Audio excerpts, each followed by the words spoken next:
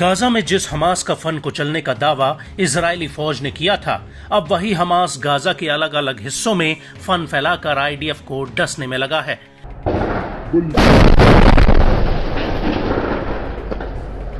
एक तरफ जहां हिजबुल्ला इजराइल के ऊपर भीषण रॉकेट और ड्रोन हमले कर रहा है, वहीं दूसरी तरफ गाजा आईडीएफ के लिए मौत का जाल बन गया है। ये बात हम नहीं कह रहे, बल्कि गाजा से आने वाले ये वीडियोस इस बात की तस्दीक कर रहे हैं। जी हां, हम बात कर रहे हैं गाजा के जबालिया में आईडीएफ के ऊपर हुए अटैक की, जिसमें इजरायली सेना को अभी तक का सबसे बड़ा झटका लगा है। इससे पहले कि हम आपको बताएं कि आईडीएफ को गाजा में क्या नुकसान हुआ है, उससे पहले आपको अल कासिम ब्रिगेड का ये वीडियो दिखाते हैं।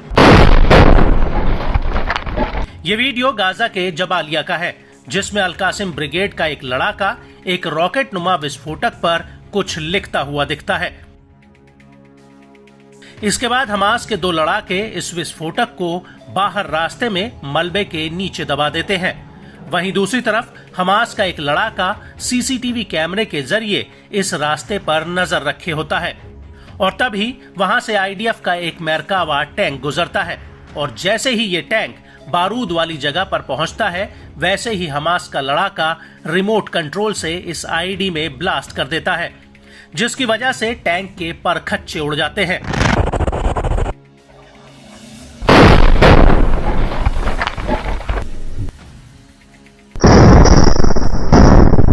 दरअसल इस धमाके में आईडीएफ की 401वीं आर्मर्ड ब्रिगेड के कमांडर कर्नल एहसान दक्सा और एक बटालियन कमांडर की मौत हो जाती है। उनके साथ कुछ और अधिकारी भी इस टैंक में मौजूद होते हैं।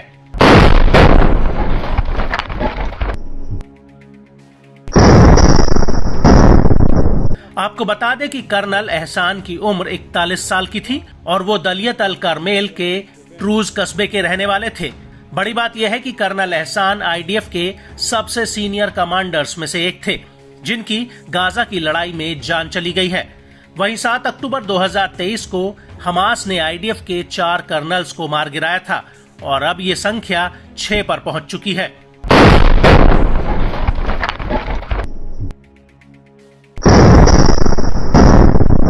आपको बता दें कि कर्नल एहसान की मौत टैंक के भीतर नहीं, बल्कि टैंक के बाहर हुई है।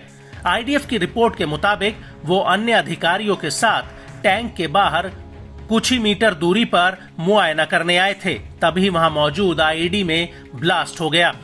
आईडीएफ के मुताबिक जहां पर यह ब्लास्ट हुआ, वहां पर बूबी ट्रैप लगा था, जिसमें कमांडर एहसान दक्सा की मौके पर ही मौत हो गई, जबकि 52वीं बटालियन के कमांडर और 2 अधिकारी गंभीर रूप से घायल हुए हैं।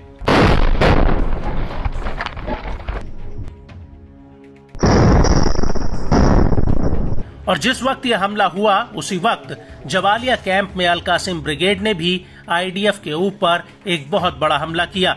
अल कासिम ने इसका एक वीडियो भी रिलीज किया है, जिसमें दिख रहा है कि दूर एक बिल्डिंग में आईडीएफ के जवानों ने पोजीशन ले रखी है। तभी अल कासिम के लड़ाके उस बिल्डिंग पर रॉकेट लॉन्चर से हमला कर देते हैं, जिसमें जोरदार ब्लास्ट होता है।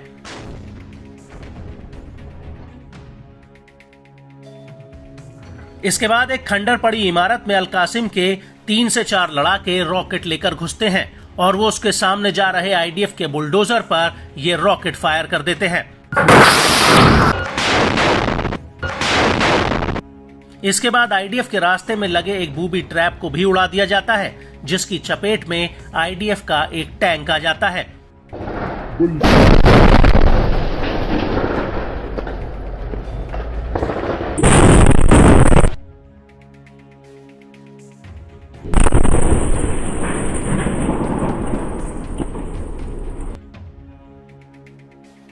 और इसके बाद हमास का एक लड़ाका मलबे के बीचों बीच खड़े एक टैंक पर रॉकेट फायर कर देता है।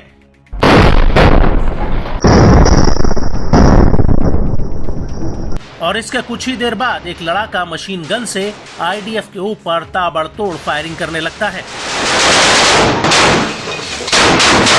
और इस हमले के दौरान ही अल-कुद्स के लड़ाके जबालिया कैंप के बीचों बीच अल कसासिब में आईडीएफ के एक मरकावा टैंक पर आरपीजी दागते हैं और अल कुद्स के इस वीडियो में पहले तो दबे पांव 2 लड़ाके हथियार लेकर गलियों में भागते नजर आते हैं।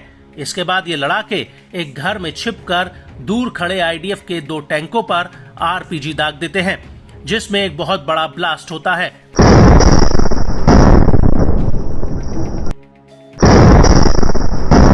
इसके बाद वहां पर आईडीएफ के 2 सैनिक भागते हुए नजर आते हैं। हालांकि इस हमले में आईडीएफ को कितना नुकसान हुआ, इस बात की पुष्टि नहीं हुई है।